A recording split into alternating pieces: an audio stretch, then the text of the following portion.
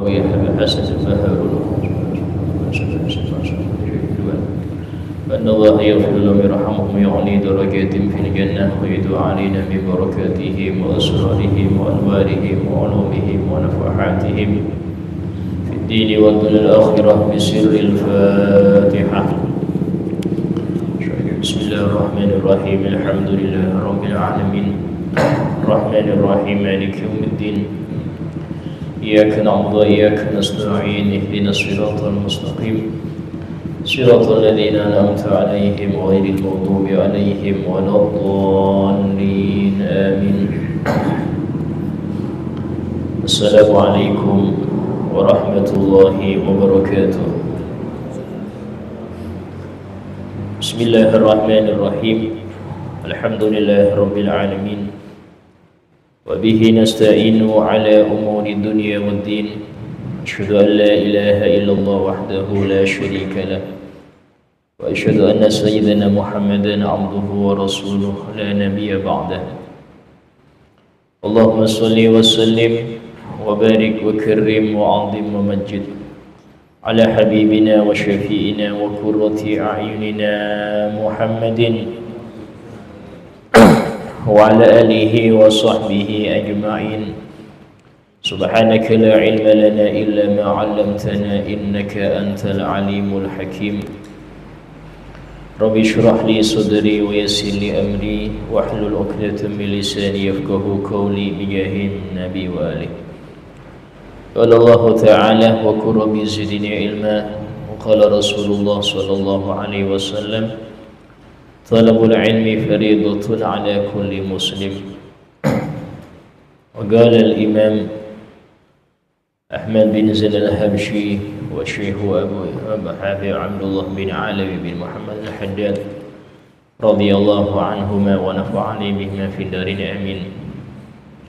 والصدق والإخلاص لله تفيد بهما فإنهما إماد المشروع إلى قوله ولا يتحقق الصدق إلا باستواء السريرة والعلانية. فمن خالفت سريرته علانيته بقصد منه فهو مرائن وإن كان بغير قصد فهو كاذب. ومن دعائه صلى الله عليه وسلم اللهم اجعل سريرتي خيرا من علانيتي واجعل علانيتي صالحة. Masih kita di dalam kajian tasfiyatul nafas ya, kajian pembersihan hati atau istilah yang banyak dibilang tasawuf. Tasawuf itu adalah kajian pembersihan jiwa. Yang perlu kita ketahui ketika membahas tentang bagaimana membersihkan hati dari kotoran-kotorannya, itu yang menjadi tujuan adalah diri kita. Jangan sampai ketika disebutkan tentang akhlak tercela Anda langsung nuduh orang lain. Itu gak baik. Tapi periksa diri sendiri. Karena tujuan yang hadir walaupun saya sendiri yang baca untuk kebaikan pribadi, kebaikan saya, kebaikan yang hadir, dan yang pengajarnya adalah sahibul kitab yang nyambung kepada Nabi Muhammad SAW. Dikatakan oleh beliau Habib Ahmad bin Zain al-Habsyi mensyarahi daripada ucapan guru beliau Al-Habib Abdullah bin Ali al-Haddad. Wala yatahaqqaqu sidqu, dan tidak dipastikan sifat sidq, sifat benar-benar karena Allah, jujur karena Allah ya, bersungguh-sungguh yang dicari memang ridho Allah. Itu tidak bisa dipastikan sifat sidq itu di hati seseorang kecuali bistiwa is-sarirah wal alaniyah. Keadaan hatinya sama dengan keadaan dohirnya. Di waktu dohir dia ahli zikir, waktu sendiri juga ahli zikir. Di waktu di badannya ya, dia sering ibadah, hatinya juga senang ibadah. Jangan badannya senang ibadah tapi hatinya penuh dengan kedengkian, merasa lebih baik, ya, menganggap dia adalah yang lebih unggul dari yang lainnya, atau hasud, atau ini atau itu, atau merasa bangga dengan amal. Nah, ini seperti itu berarti belum baik. Sehingga kebaikan dohir harus diikuti dengan kebaikan batin. Kebaikan dia di depan orang harus diikuti dengan kebaikan dia ketika dalam kesendirian. Maka barang siapa yang batinnya gak sesuai dengan dohirnya, batin dia gak sesuai dengan dohirnya dia, dohirnya dia Masya Allah gak pernah lepas dari baju kuku, ya, tasbih di tangan terus dohirnya, tapi batinnya, oh gak ada yang lebih unggul dari saya, oh saya ini Masya Allah sudah, ini ciri-ciri dapat taufik nih, yang lain-lain minggir semua. Seumpama ada yang mimpin doa, yang lebih berhak saya itu. Kalau harusnya saya yang disuruh baca doa nih, harusnya itu batin dia.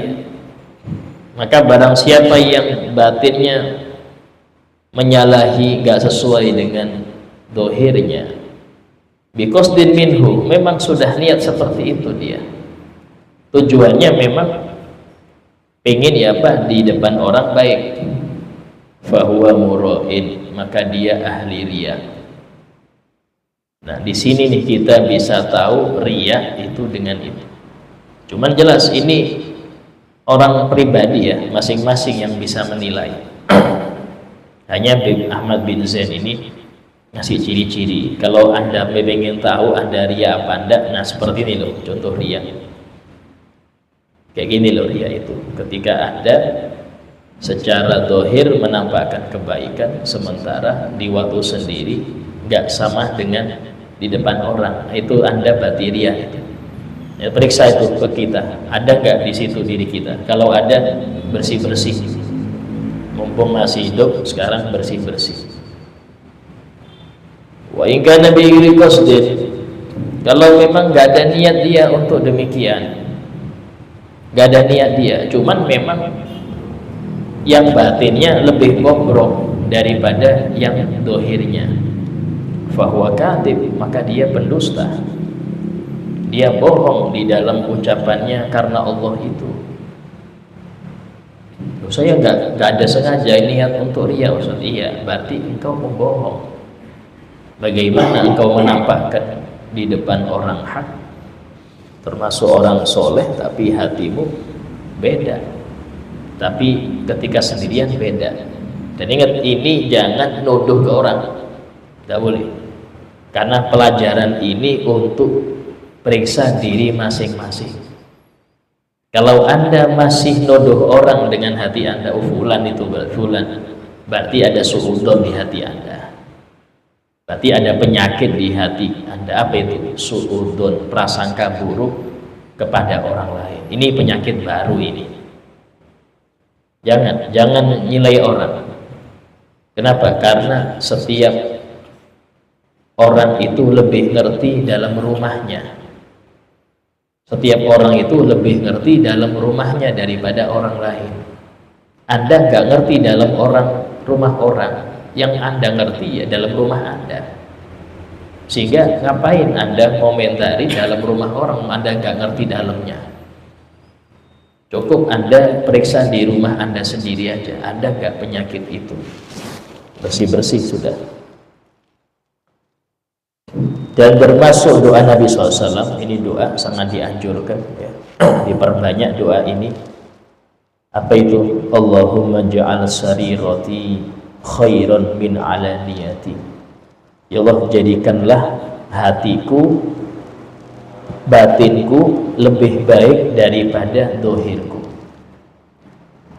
Jadi minta sama Allah. Semua yang kita nggak mampu itu minta. Saya nggak bisa ikhlas, minta sama Allah. Nggak ada yang bisa ikhlas, Pak, kecuali Allah yang membantu. La haula wala quwwata illa billah. tiada daya dan kekuatan kecuali semua bantuan dari Allah. Siapa kita bisa memperbaiki diri?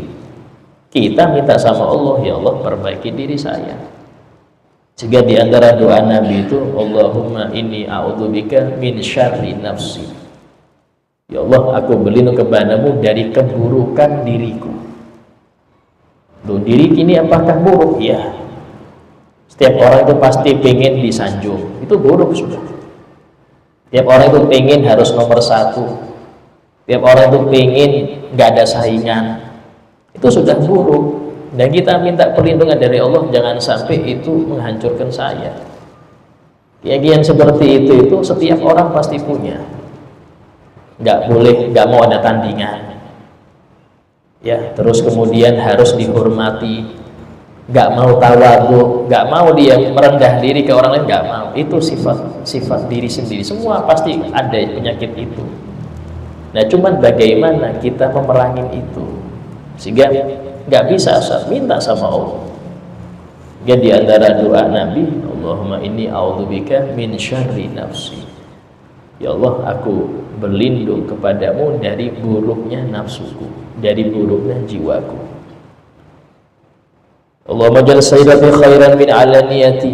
Ya Allah, jadikanlah kesendirianku lebih baik dari alaniyati, yang tampak di depan orang.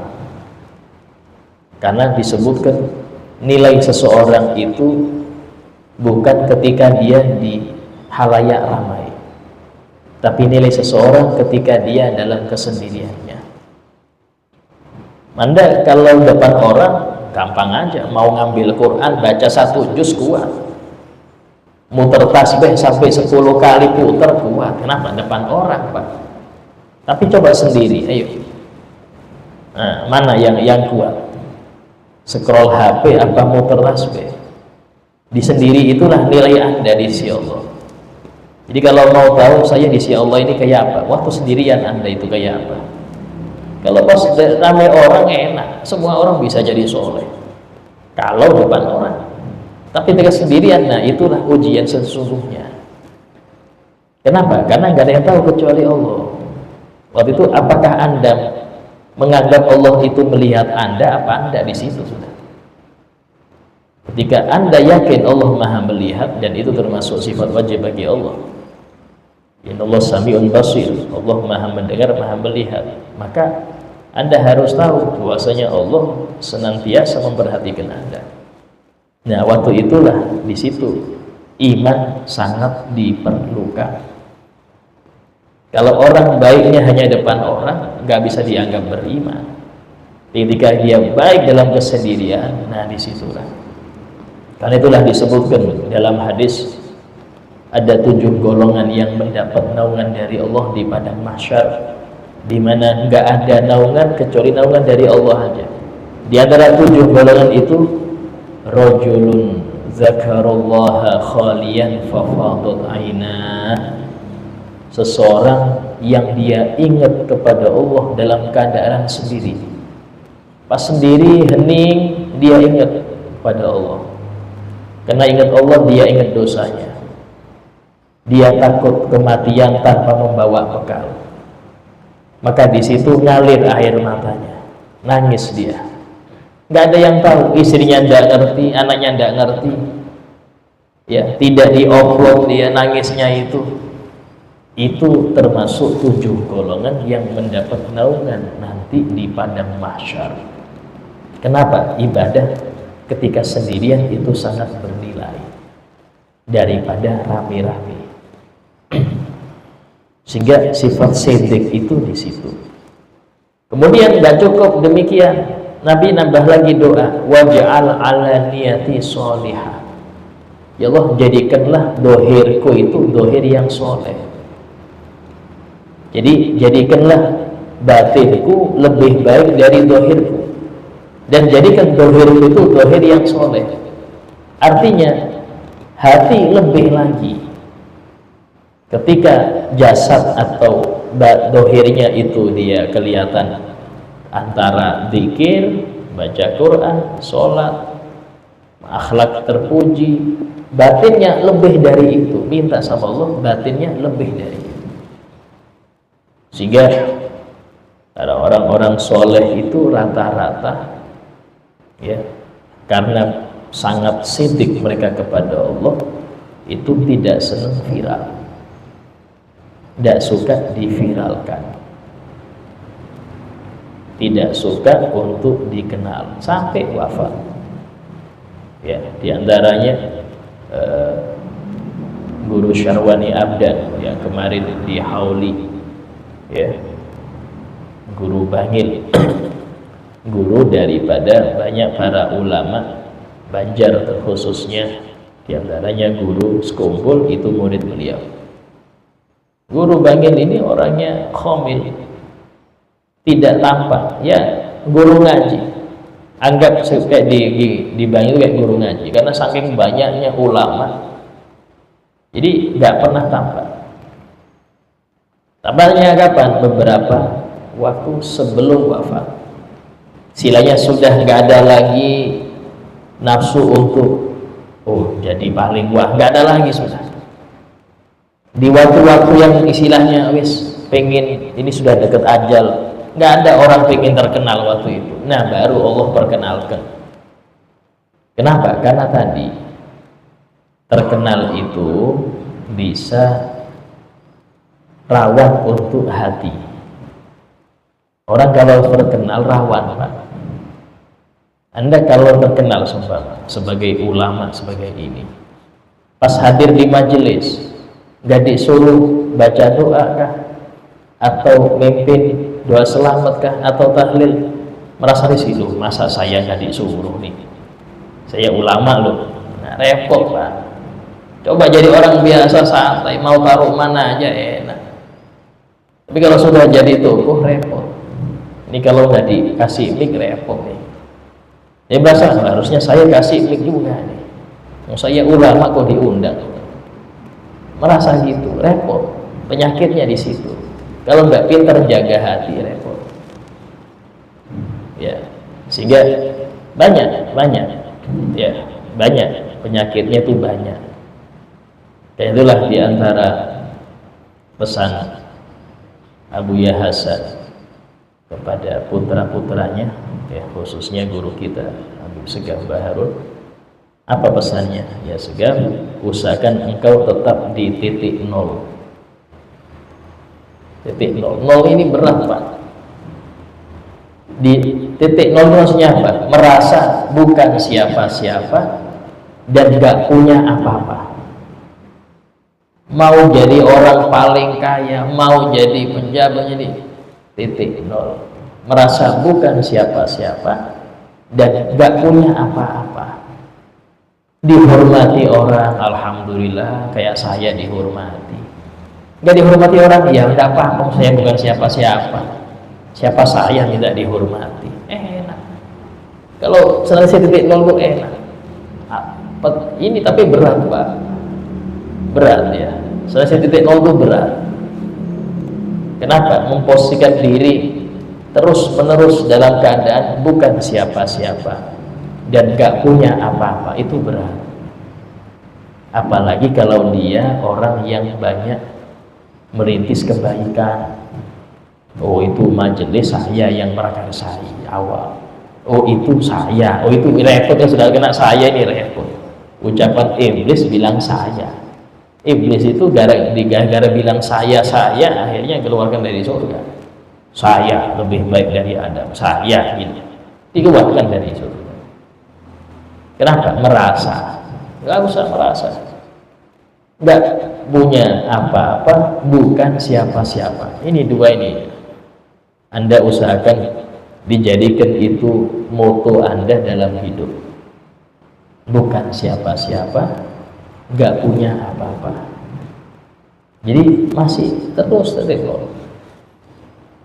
Sehingga Abu Hasan Baharun rahimahullah ta'ala rahmatan abror, itu beliau ketika pondok itu sudah hampir 1000 murid, itu beliau mengatakan, Abah ini merasa belum nggak bangun pondok. Abah ini merasa nggak bangun pondok. tapi merasa dimanjakan oleh Allah. Artinya apa? Dimudahkan oleh Allah. Jadi merasa bukan aneh bangun pondok, bukan. Ini Allah semua yang menggerakkan. Itu kenapa? Karena sudah nafsunya hilang. Nafsu kepemilikan, nafsu merasa saya yang mulai, saya yang punya andil, itu hilang semua, nggak ada. Itu berat, Pak, berat. Ya, kalau sudah kadang-kadang maaf di antara saking buruknya nafsu itu sampai dia berbangga dengan yang bukan amalnya. Ini abah saya dulu yang bangun, abahnya aja nggak sombong, sampean yang sombong ya apa? Abahnya aja nggak sombong, malah dia ini abah saya yang dulu pertama ini. Abahnya aja nggak sombong, dia nggak beramal menyombongkan sesuatu yang bukan amal dia. Ini kan saking beratnya nafsunya itu. Ini orang yang dia sudah beramal ini ngerasa bukan dia yang beramal. Kenapa? La haula wala quwwata illa billah. Enggak ada yang dikuatkan kecuali Allah. Semuanya Allah sudah. Kita ini hanya digerakkan oleh Allah. Alhamdulillah digerakkan di dalam kebaikan. Syukur. Dan jangan mengejek, menghinakan orang maksiat. Karena dia sendiri Allah takdirkan maksiat. Yang itu kapanpun bisa ke kita gitu. Kalau Allah takdirkan kita maksiat, mungkin nggak di sini kita. Ya bersyukur, alhamdulillah dikasih hidayah sama taufik untuk hadir di majelis, untuk digerakkan dalam ketaatan. Dan doakan orang-orang yang mereka terjerumus agar dapat hidayah. Itu sifat hati seorang muslim yang baik. Sehingga doa Nabi ini usahakan sering dibaca. Allahumma ja'al sarirati khairan min alaniyati waj'al alaniyati sholihah. Ya Allah, jadikanlah batinku lebih baik daripada dohirku, dan jadikan dohirku itu dohir yang baik, sehingga batin lebih baik. Ya, batin lebih baik daripada dohir. Kemudian setelah membahas masalah siddiq, beliau membahas sifat terpuji lainnya, yaitu ikhlas. Wa amal ikhlasu fahuwa iradatu taqarrub ila Allah min ghairi qasdin akhar yashabuha min hududin nafsi qalla dhalika al-haddu aw kathur. Dan ikhlas adalah keinginan untuk mendekat kepada Allah dengan semua amal dia, mau itu amal baik atau meninggalkan amal jahat, karena dua-duanya amal ya. Mengerjakan kebaikan, meninggalkan kemaksiatan, itu harus karena Allah. Ada kalanya orang, kenapa ada maksiat? Gak ada kesempatan, Ustaz, coba ada kesempatan maksiat saya. Ini karena rame orang, gak enak saya. Coba sepi maksiat. Nah yang seperti ini gak dapat pahala. Gak maksiatnya dia gak dapat pahala. Kenapa? Bukan karena Allah, karena gak ada kesempatan aja. Nah, tapi orang kalau niat berbuat baik, cuman gak ada kesempatan, entah itu karena gak ada, ya, gak ada sesuatu yang bisa dia berbuat baik. Dia sudah niat kuat, Allah balas niat itu. Ini termasuk kemurahan Allah. Anda niat nih berbuat baik, contoh niat pengen nyumbang pondok. Nyumbang pondok berapa? 1 juta, tapi nggak ada Ustaz saya. Pengen, kalau punya tak sumbang, betulan. Yang seperti ini kalau dia benar-benar memang, maka Allah balas dia. Allah kasih dia pahala sesuai niatnya. Karena itulah sering-sering Anda itu melihat atau berkenalan atau membaca biografinya orang-orang yang baik, mau itu yang orang dulu atau orang sekarang, sehingga muncul di hati Anda pengen niru. Ya, ketika muncul di Anda pengen niru orang itu, sementara Anda nggak punya apa yang dia punya untuk dia berbuat baik. Untuk Anda berbuat baik, Anda nggak bisa seperti dia. Masya Allah ya fulan, tiap hari nyediakan 5.000 makan gratis. Pengen saya kayak gitu, pengen. Masya Allah fulan ini nyantuni anak yatim sampai ratusan. Pengen saya kayak gitu.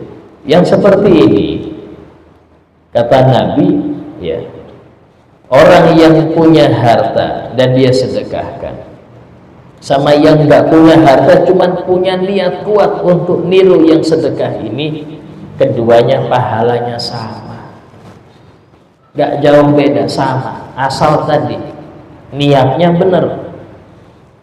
Arti benar di sini kalau memang dia punya, betul-betul dia laksanakan itu niatnya.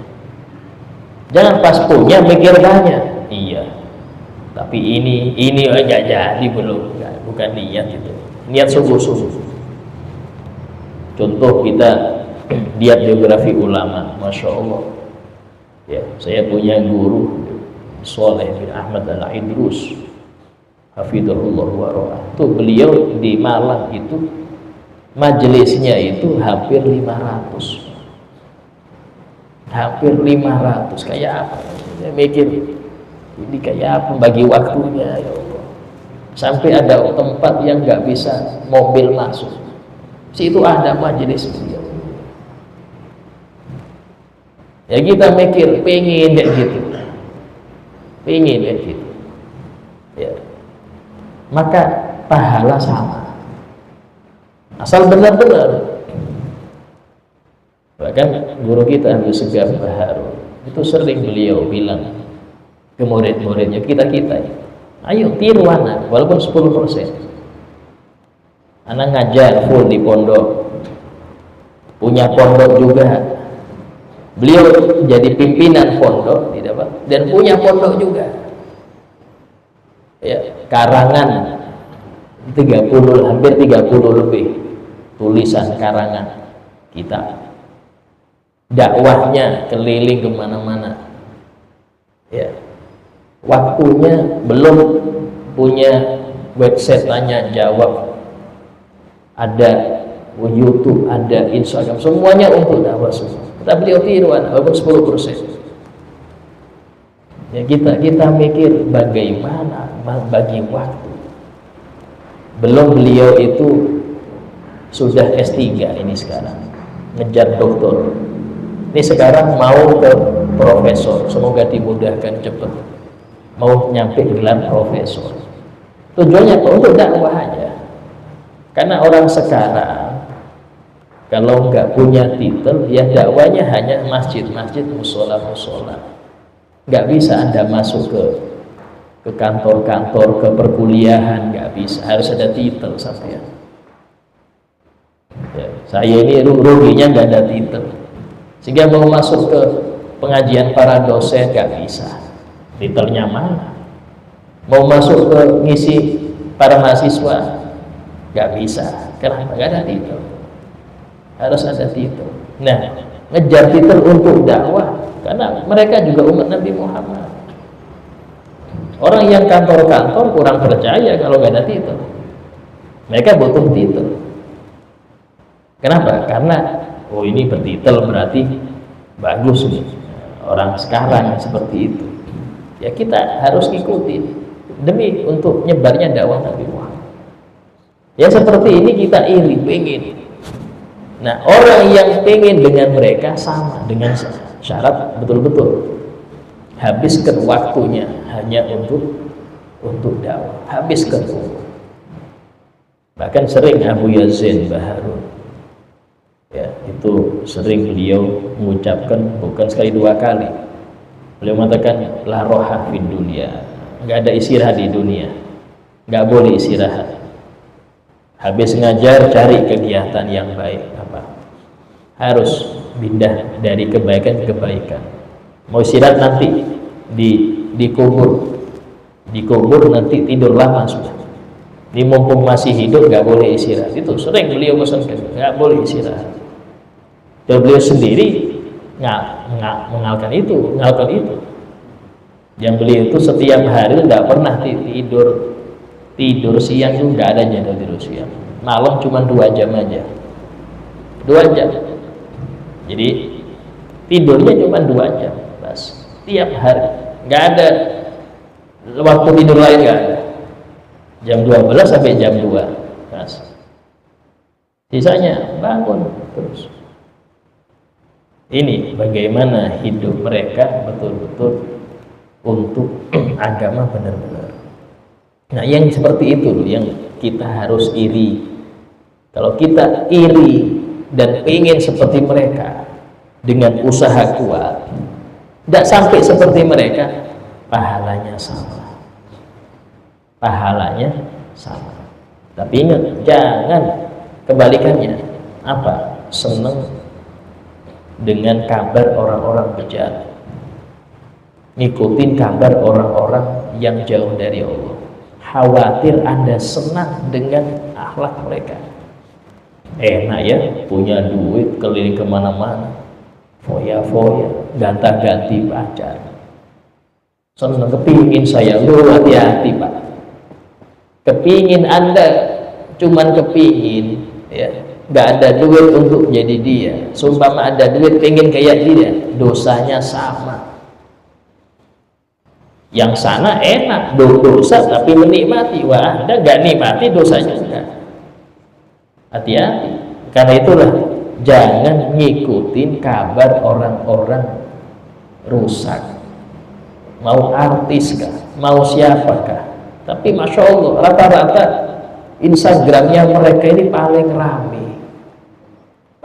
rame itu pengikutnya. Yang pengikut bukan ulama Pak, yang ikut pengikutnya itu yang paling banyak orang-orang yang jauh dari Allah itu.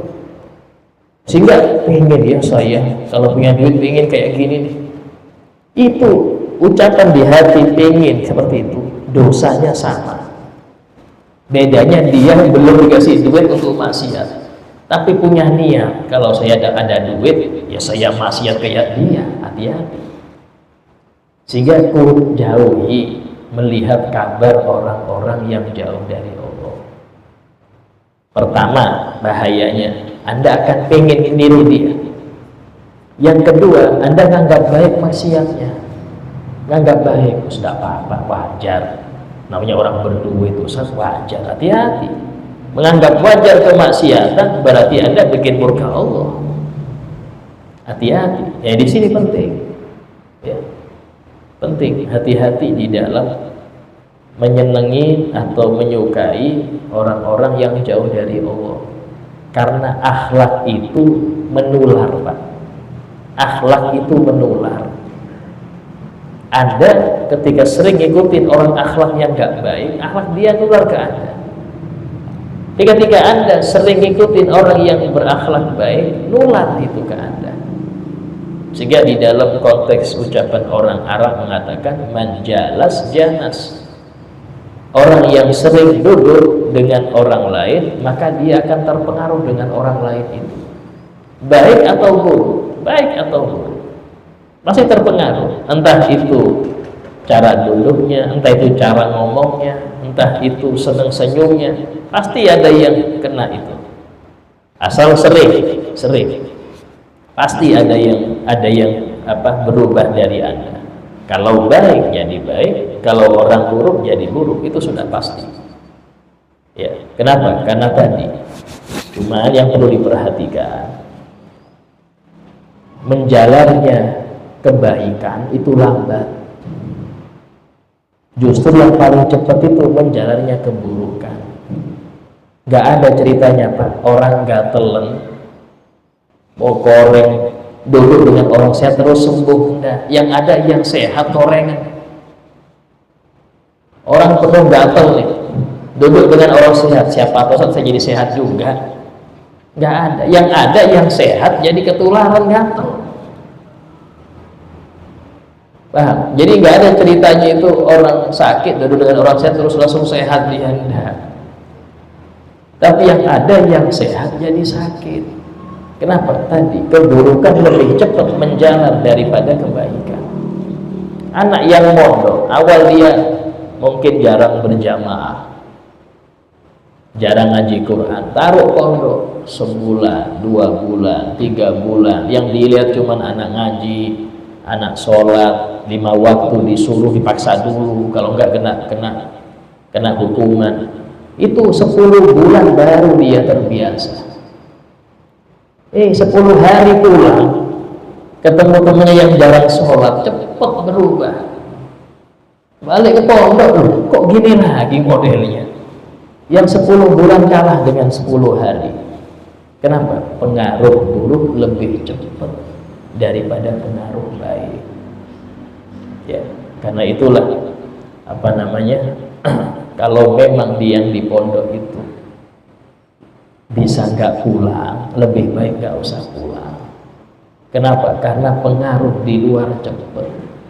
Yang parah lagi, mumpung di rumah, HP, remote, semua dikasih, mumpung di rumah, rusak langsung tuan. Nih kunci motor silahkan, di kelamaan nggak megang, khawatir nggak bisa motoran nanti. Ini orang tua nggak ngerti namanya. Ini anak sudah baik nggak megang HP, sudah baik nggak nonton TV, malah disodorin. Ini nggak mau baik, orang tuanya nggak mau baik anaknya itu, naudzubillah. Jadi arti ikhlas itu keinginan hanya untuk mendekat kepada Allah, tanpa ada tujuan yang lain. Gak ada tujuan yang lain. Arti tujuan yang lain apa? Yashabuha min hududin nafs, daripada tujuan-tujuan nafsu. Ya, ibadah kalau ada tujuan nafsunya repot. Ada keinginan-keinginan nafsu itu repot. Qalla dzalikal haq au katsur, mau itu jatah nafsu itu sedikit atau banyak.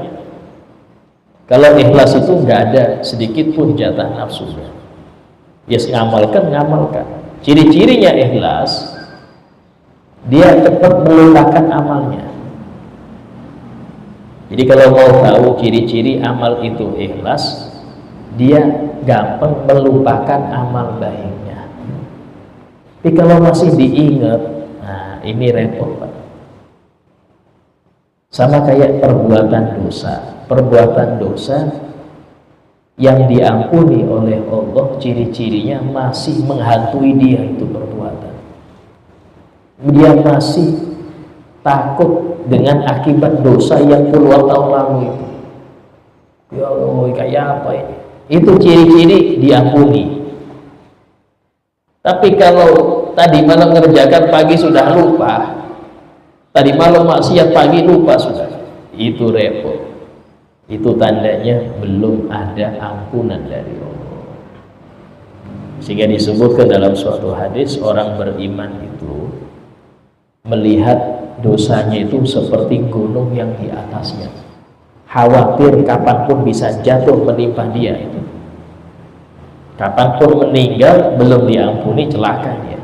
Itu orang mukmin. Tapi orang munafik menganggap dosa itu seperti lalat yang hinggap di hidungnya, harus diusir selesai. Cuma dosa kecil aja, Ustaz istighfar selesai urusan. Itu munafik, hati-hati. Nganggap kecil dosa. Ya. Fa idza taraka al-amala adna haddin bima tastarihu bihi nafsu zalal ikhlas. Kalau suatu amal itu dimasuki oleh paling ringannya jatah nafsu, ringan. Ibarat kata itu, dia senang kalau orang tahu. Dia nyembunyikan nih, sholat malam itu dia nggak ada yang tahu. Cuman di hatinya berangan-angan, seumpama kalau jam segini ada yang nelpon saya, oh masya Allah bangun sampai alhamdulillah. Senang dia. Kalau ada yang tahu dia bangun malam itu, dia senang. Itu riya maksudnya. Dan dia sembunyi sudah ini, dia sembunyi sudah. Cuman seandainya ya jam segini ada yang ketok pintu, atau lihat saya pakai rida, pakai gamis, masya Allah, senang saya. Padahal dia sudah sembunyi, cuma lihatnya dia pengen seumpama. Ini repot Pak. Itu riak masuknya. Ya walaupun tidak riak benar, tidak riak yang dohir, tapi itu masuk riak. Apa itu? Pengen orang ngerti amal di dia. Dia nggak pamer, cuman pengen kalau orang ngerti dia beramal. Nah, ini yang repot ini. Sekarang bukan pengen lagi, justru berusaha kayak apa orang ngerti amal dia.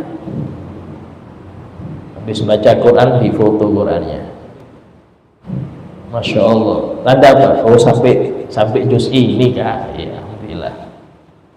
Ditulis alhamdulillah habis hadir pengajian. Alhamdulillah. Kita juga berat Pak. Ngapain? Istilahnya Anda posting itu gunanya apa? Apa nambah pahala Anda? Bukan kan? Nanti dilihat siapa yang lihat nih. Oh 6 orang yang lihat. Oh Masya Allah, fulan sudah tahu saya hadir pengajian. Biasanya fulan ini ngomong-ngomong nih ke temannya nih, alhamdulillah. Ini repot sudah. Ya seperti itu, kapan sembuhnya? Kapan lilahnya? Padahal disebutkan oleh Imam Hasan Basri, aku mendapati, kata beliau, orang-orang yang mereka ini sangat menyembunyikan amalnya, amal baiknya, seperti kalian menyembunyikan dosanya. Kita ini paling gak seneng dosa itu diketahui. Mereka sangat gak seneng kalau amal baik diketahui. Itu yang Rasul mengatakan sambil beliau nangis, ya Allah. Dan beliau rindu saya dengan orang kayak mereka ini, rindu. Yang mereka ini betul-betul karena Allah semua, ikhlas semua. Tapi tadi Pak, zamannya ya. Cuman apakah nggak ada orang ikhlas? Ada. Tapi kalau Anda cari ya sulit. Karena ikhlas itu menjadikan mereka nggak mau diketahui. Ikhlas itu menjadikan mereka nggak mau diketahui. Kemudian kalau sudah seperti itu, zalat ikhlas. Wa in kana qasduha taqarrub ila Allah. Walaupun tujuan dia itu mendekat kepada Allah, tujuan dia mendekat pada Allah, cuman ada campurannya. Saya pengen Ustaz dekat kepada Allah dengan ibadah ini, tapi nah ada tapinya, tambahannya ada. Kenapa? Li adami khulusi lillah, karena nggak murni karena Allah. Yang ikhlas itu artinya dari akhlasa yukhlisu, memurnikan tujuan ibadah hanya karena Allah. Ya, kalau ada yang riak murni, ada riak tapi murni itu bukan amal murni karena Allah, memang riak murni. Nah, ini repot ini. Jadi kalau mau tahu biasanya kalau musim calon-calon itu, nah itu murni bukan karena Allah, sudah murni. Coba bukan karena nyalon nggak muncul dia, nanti habis pencalonan nggak muncul lagi, karena musimnya dia muncul waktu-waktu itu aja. Mau jadi nggak jadi nggak muncul lagi sudah. Nah, seperti itu murni ria, bukan murni ikhlas, murni ria. Naudzubillah. Dan semoga Allah Ta'ala menjadikan kita orang-orang yang mukhlis ya. Walaupun istilahnya kita membaca ini agak berat, tapi tidak ada yang berat kalau sudah Allah bantu.